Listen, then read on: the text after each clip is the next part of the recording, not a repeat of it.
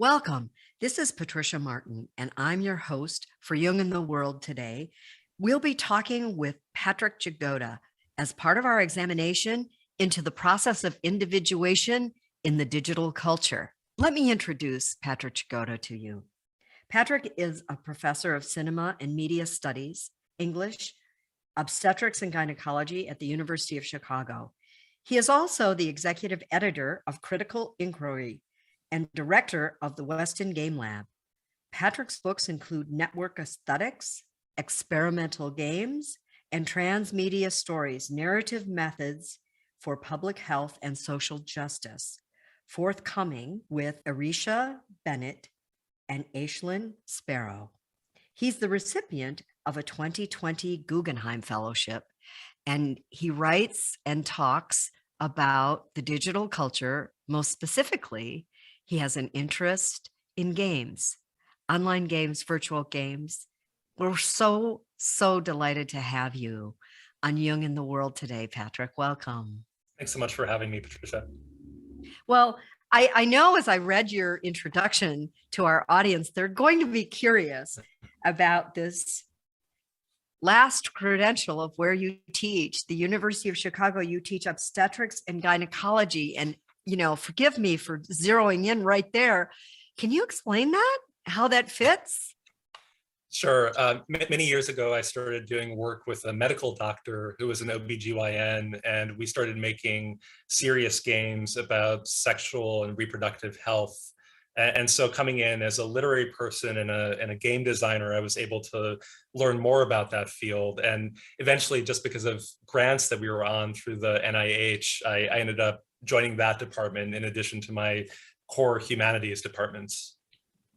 Oh, that's so interesting. And I've kind of seen this trend as I interview people about their work and their interests in the digital age.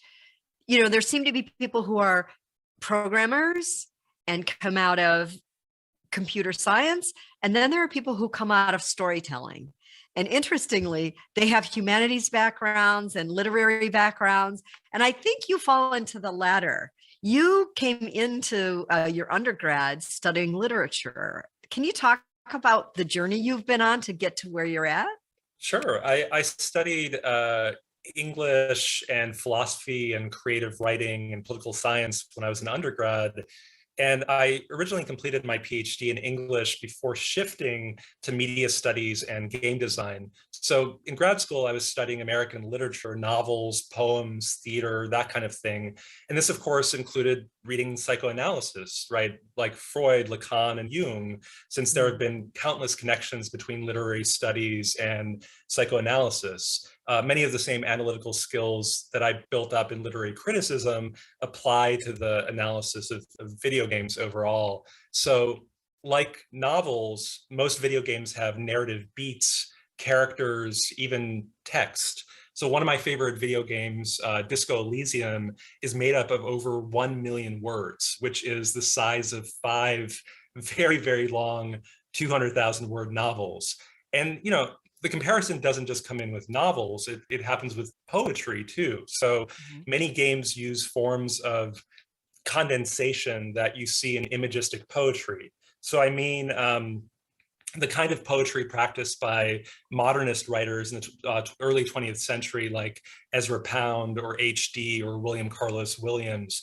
And like that kind of poetry, games often condense their meanings through literal visual images rather than word images. So there's a surprising number of connections between literature and games. And I know literature was important for Jung in the ways he saw it as an expression of shared consciousness and the collective unconscious. And I think if he were alive today, he would find digital and networked games incredibly interesting. They wouldn't just reflect some of his theories. Games also represent a large-scale experimental space in which you can see shared consciousness shifting in real time as countless players build and live in worlds together.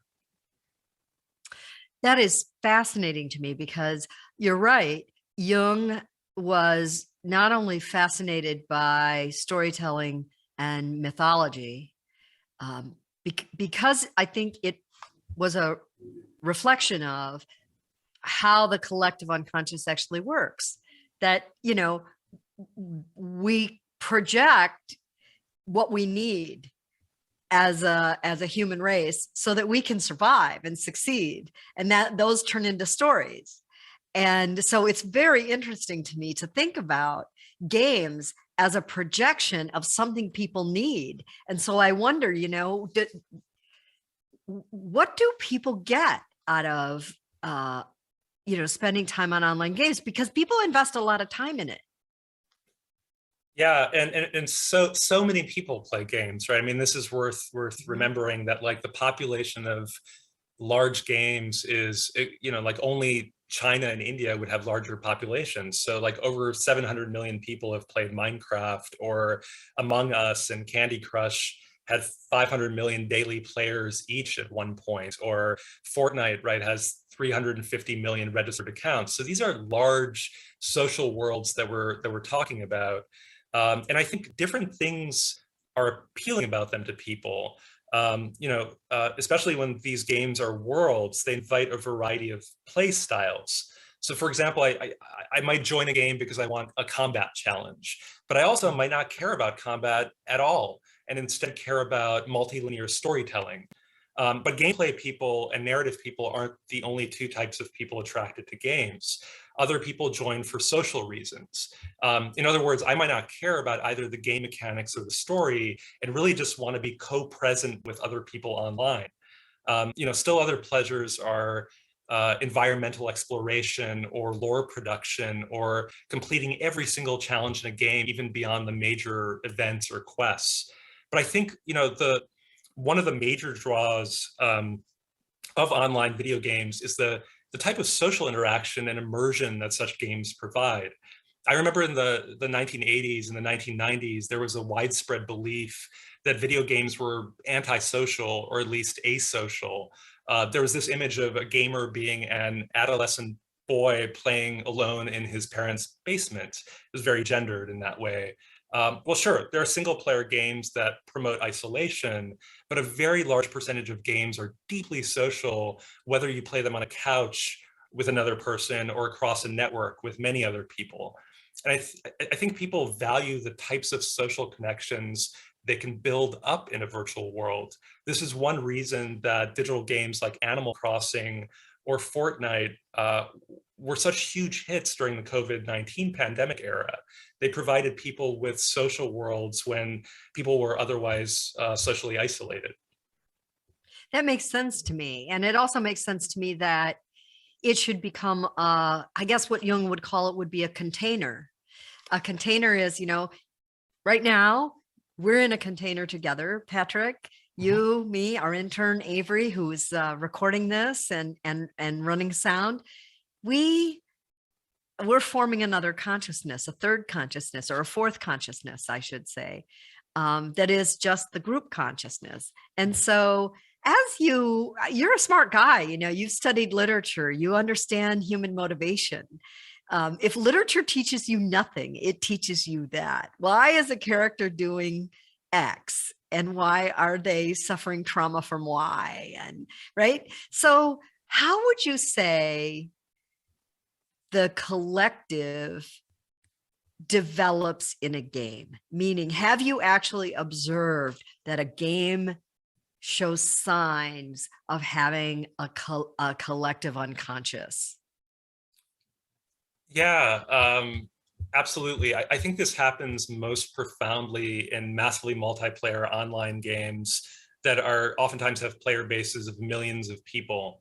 And I think what distinguishes those games is that they have permanent existence, right? So when I play a traditional single player game, I turn it on my console or on my computer, and I just play through it.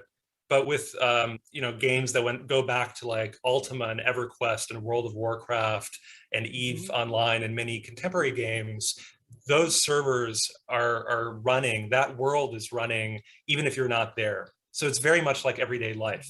If I have a guild and I have, you know, 20 other people or 100 other people that I rely on, I may see them once a day for an hour or 2 hours or even 4 hours. But there may be times that they're there and I'm not, and they may report something to me, or I might report something to them. So we're creating, really co-creating this shared organization in the form of a guild, and creating friendships and other kinds of relations with people in this ongoing space.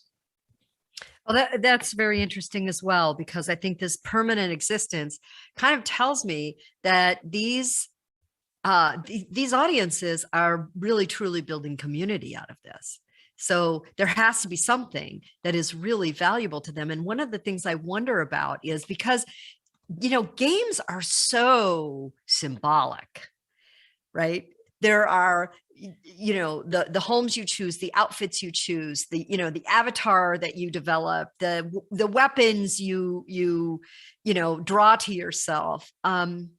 So it makes me wonder, as these populations become more and more permanent, what kinds of ways are you seeing these avatars, or do you suspect, I don't know if you've researched this, but do you suspect that having an avatar is providing some sort of function or some sort of opportunity potential for the psyche? Yeah, I mean, there's more that we could say about the symbolic and the archetypal, but on the point of avatars, absolutely, right? Players don't just watch avatars or identify with them in the way that you would with a film character. The avatar is literally the vehicle through which you explore the game world and make decisions. So you don't just recognize a role, you inhabit it and engage it in role playing. And in many games, you don't just get one avatar, you get a variety of different personas and outfits and items with unique abilities. So you might be able to morph from a brawny warrior to a magical wizard and so forth. And such figures appear in traditional stories too. Maybe, one important difference is that in video games, your persona has less to do with who you are than what you can do. In other words, it's less about character than action. And this really highlights something that's fundamental about video games. Games are made up of actions. They literally don't exist unless you press the buttons and make decisions and move the character through this world. So that's very different from traditional media. And there's a persistence, even a centrality of concepts like persona here, right? Personas become important to what you can and cannot do in a game, right? A good example of this would be Assassin's Creed 3 Liberation. So this is a game that is set in the 18th century in colonial America, mostly in New Orleans. And you play as an Afro-French woman who can switch between three personas. You can be an assassin, an enslaved person, or a lady. And each of these personas allows her to pass and perform key tasks in different ways. So as the player, you have to be deeply aware of context to know how best to transform your avatar, because how you look determines how you act and how people react to you. Wow, so that's a very interesting thing. It is not just about identity, it's also about gesture. Yes. So, and in fact, gesture is probably more important to defining the identity than it would be in everyday street life. Is that what? Absolutely, yes. Yeah. Okay, so now I do want to go back to this idea of symbols and archetypes. Carl Jung had the difficult pioneering job of explaining very abstruse, very metaphysical conditions under which we develop as human beings. And, he had to find a language for that. And so he ended up speaking in the language of the unconscious, which is archetypes and symbols. So how does that play out in the game world?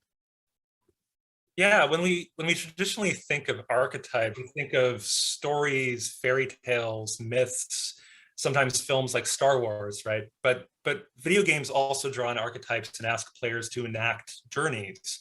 A video game has to communicate efficiently, right? Many games might have a little bit of text-based storytelling or voiceover, but so much of the work is happening through visual representation of characters. So, let's think about classical games for a moment. So many Jungian archetypes are at play there. So for instance, the 1987 game, Zelda 2, The Adventures of Link, has a final battle that's extremely archetypal. You play as a hero, Link, whose avatar is a version of you. You explore and fight your way through the fantasy realm of Hyrule, but the final boss of the game is Link's shadow, who serves as the opposite of the ego image. So there's an obvious example, and shadow archetypes are common across video games. Another example would be the use of Jung's concepts of the persona in the best-selling Japanese series, which is aptly titled Persona.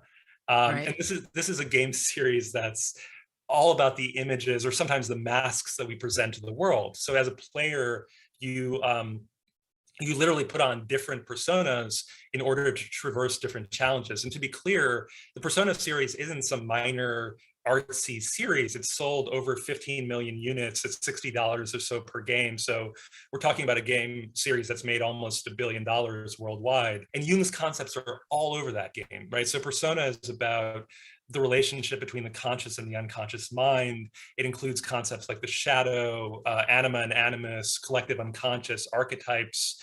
And in a variety of explicit ways, this game draws on the major arcana of tarot cards, which are, of course, archetypal in their own way. So the main character, for instance, is referred to as a trickster or a jokester many times throughout. But I think more broadly, core archetypes are all over video games. Almost every game has a hero, a wise old sage, a great mother, a devil or villain, a mentor, right? It's worth noting that many video games pick up from existing narrative genres like fantasy or science fiction, which have much longer histories of using archetypes that games just build on top of.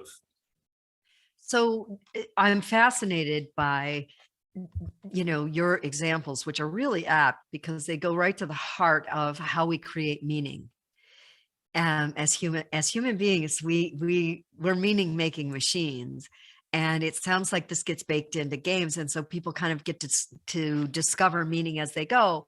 One of the things that I wonder about when I think about the digital culture is, Jung wanted people to understand that the way toward wholeness in their lives was to merge as much as possible and as often as possible the unconscious with the conscious in order to be whole, to raise what was from the unconscious into consciousness.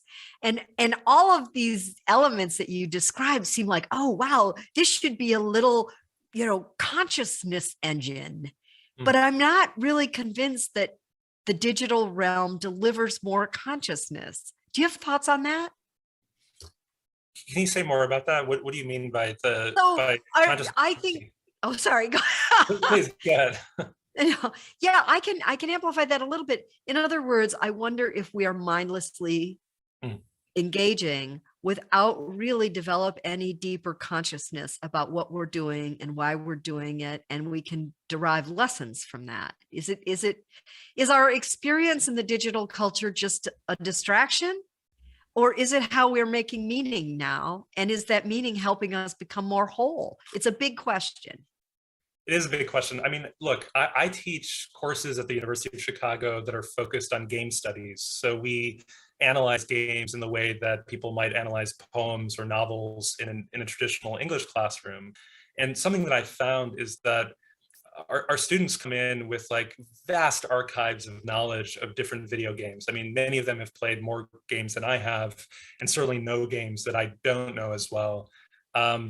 But many of them haven't had an opportunity to take games seriously as cultural objects, as objects of creative interdisciplinary production. And so I think that like maintaining a kind of critical language or consciousness about video games requires some degree of literacy beyond playing the games themselves. Some people already have that, right? They play games, they analyze them deeply, they think and live with them.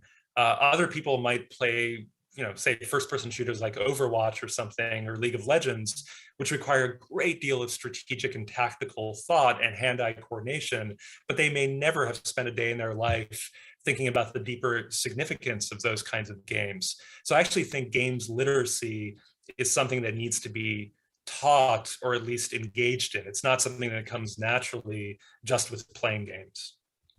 Yeah, this is the conclusion I've arrived at too. It's, in other words, it's not that the technology is time wasting or bad for you, or it's more that there's a big difference between engaging in it consciously, as if to say, this is what I'm getting out of this, and this is how much I want to give to it, versus getting sucked in.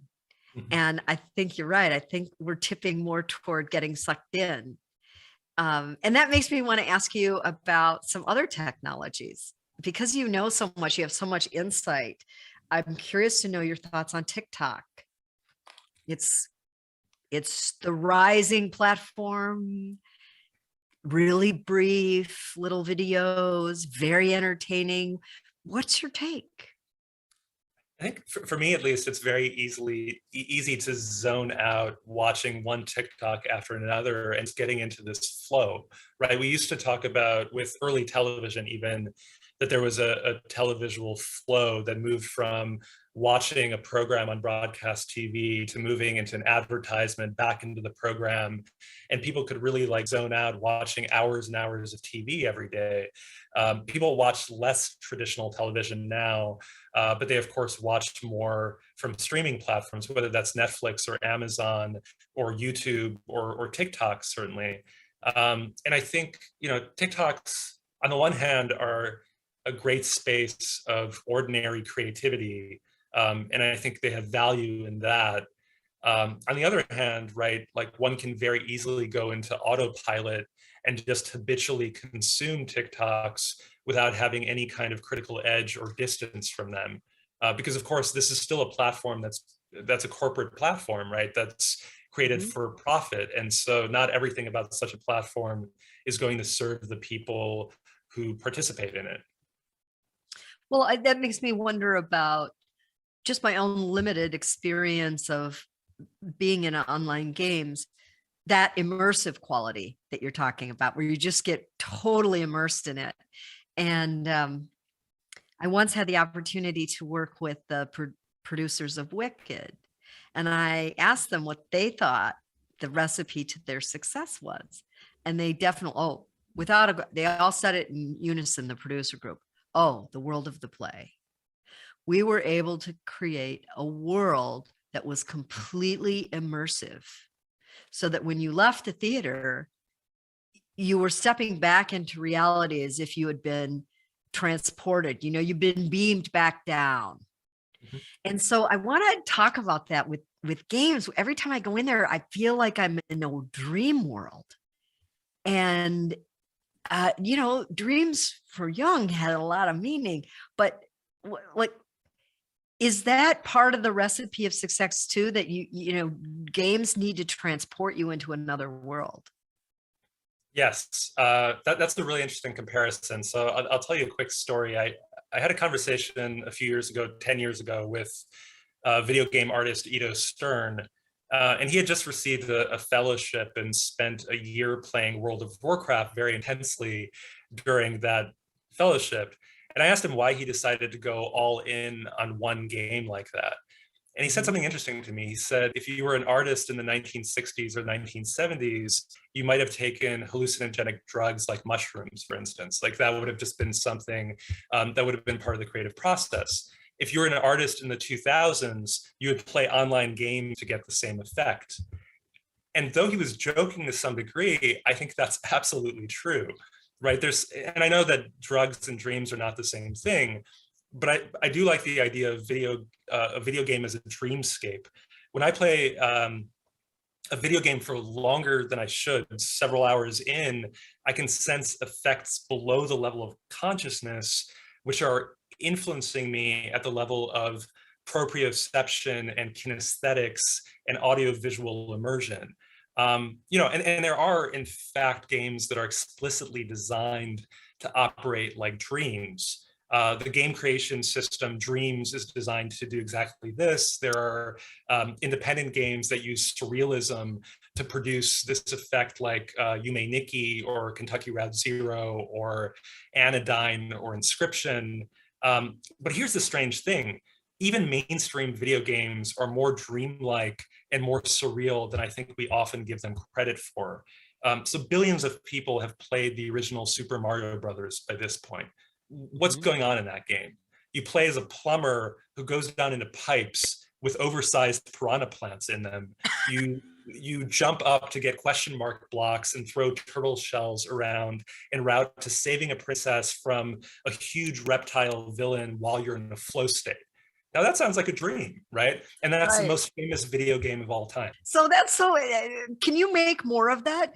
And maybe tie it to what you were saying about, after you play for a while, you begin to sense that something's at work, beneath the level of consciousness. Talk more about this. Yeah, so a few years ago, I was playing this independent video game, Braid, for the first time. And it's a kind of like puzzle solving platformer game. And some of the puzzles are quite intricate in terms of spatial relations.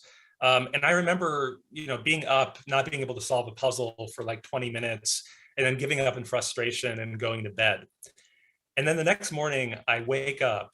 Before I've had my coffee, before I've woken up, I go straight to the laptop. I go at the same puzzle and I solve it in 30 seconds. What happened there, right? There was like some form of unconscious processing that happened overnight that literally produced the solution to that puzzle, which my conscious mind was frustrated by and could in no way solve prior to my going to sleep. So because games are so habit-based in terms of like mechanics that you reproduce, I think they line up with certain kinds of dream logics. I mean, there's a lot of there's something called the Tetris effect, which basically describes how people who have been playing games for long periods of time, like Tetris, for instance, or games with unique repeated mechanics like Portal, will go back out into the real world and feel that mechanic even in the real world and want to reproduce it, right? You see those blocks falling in front of your eyes, but you also have the feeling of wanting to spin them around or to alter gravity. So we know that games have these kinds of cognitive effects for sure. And so there must be things happening at the unconscious level as well. It's a fascinating proposition. And I think we're just sort of really starting to get our arms around these technologies as cultural artifacts that tell us something about who we're becoming as a society. Have you given that any thought? Like, how are games changing the way we see the world, the way we see ourselves?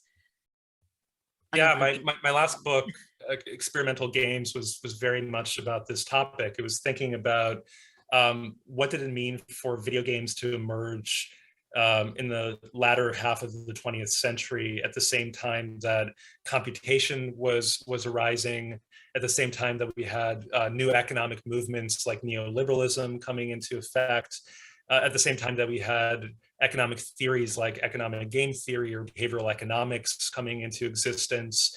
And so I think that there are a variety of ways in which video games are the predominant cultural form of our time, not just because younger people play them so much, but because they align so much with the economic, political, and technological realities of the early 21st century.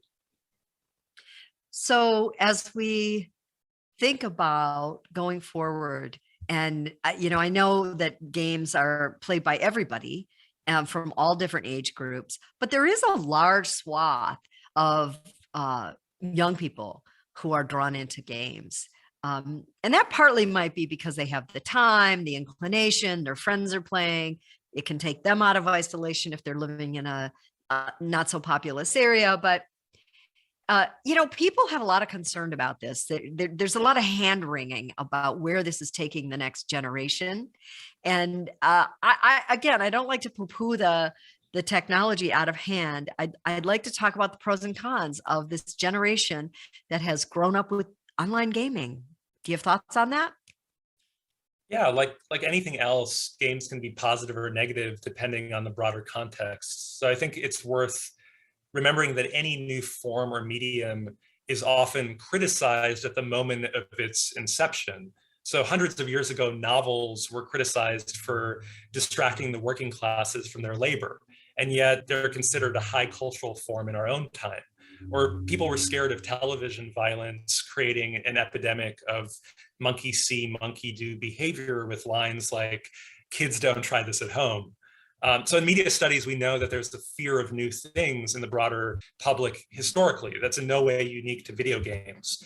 But I think you're right that games are attacked for being addictive, violent, and many other things. And of course, games can be addictive, like anything else. And some of our games are extremely violent. At the same time, most studies that I've read don't show a strong link or correlation between games and violence. You often hear in the media, right, that there's a connection between video games and gun deaths in particular. Yes. But if you compare countries with the highest number of video game players to countries with the highest number of violent gun deaths, they don't align.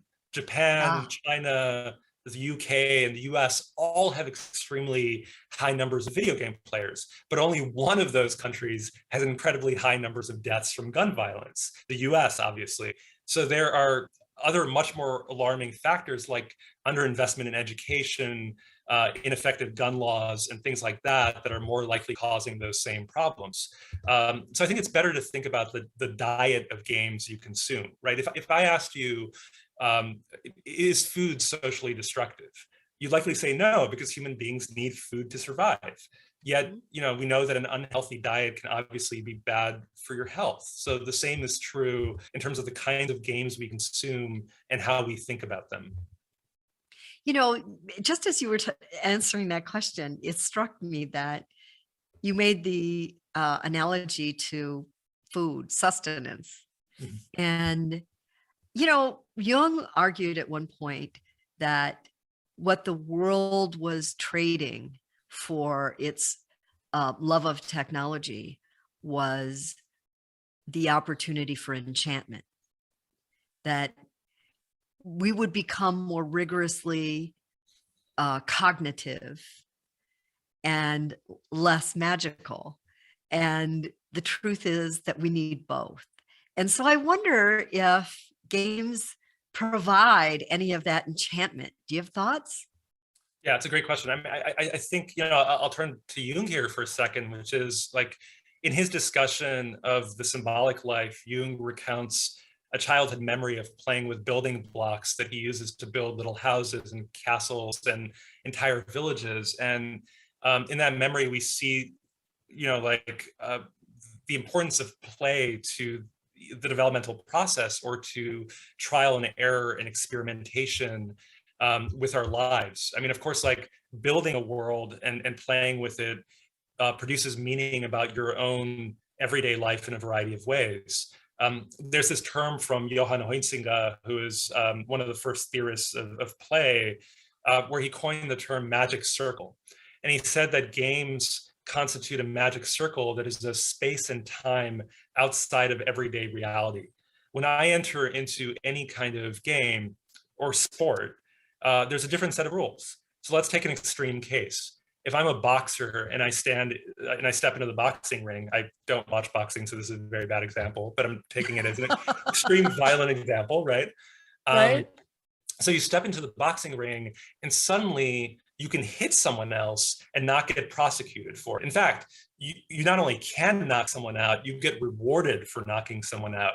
Normally that would send you straight to prison, or indirectly so after your trial. Here you get rewarded for it because the boxing ring is literally a magic circle that has its own time and space. And I think these online games that we're talking about operate even more so in that sense. Like once I'm in that world for several hours, like I'm not Patrick anymore. I'm a wizard, or I'm a warrior, or I'm a scientist, or I'm, whatever avatar I might be controlling, especially because the other people in that magic circle are helping me make it real. And in some ways it is real. It isn't an escape. It isn't a fantasy. It's another way of processing who I am and actually growing as a person in my relationships to other people. I think that's a stunning answer. in that it sort of leads us to understanding the bigger picture here, which is that by being able to experiment with avatars, by all the symbolic tools that appear, and powers that are granted you as a player in an online game, it is a realm of enchantment. And so it's kind of the best of both worlds in that, yes, we're able to sustain this sort of technological play, but we're also inviting experimentation that leads us to understand who we are. I mean, it's really it's quite magical all by itself, isn't it, as a proposition? Yeah, and we're experimenting with who we are. We're helping other people discover who they are. And we're actually experimenting with the very technologies that make up our everyday lives. I may never think about how my smartphone works or how my computer works when I'm using it, to look at my step count, or, to go to a word processor to write a chapter of a book or something. But when I'm playing a game, the kinds of algorithmic mechanics that I'm engaging in actually bring me closer to the machine. Right? They give me a sense of like what this entire infrastructure is that in many ways constitutes the early 21st century. So if I'm thinking about what I'm doing while I'm playing a game, I'm actually getting deep insights into what it means to be a human being in this particular historical moment. Patrick Jagoda, thank you for being in our circle today. It's been playful and interesting and exciting. And I can't thank you enough for shedding more light on what it means to individuate in the digital culture today. Thanks so much for having me in this magic circle. Really, really enjoyed it. Our pleasure.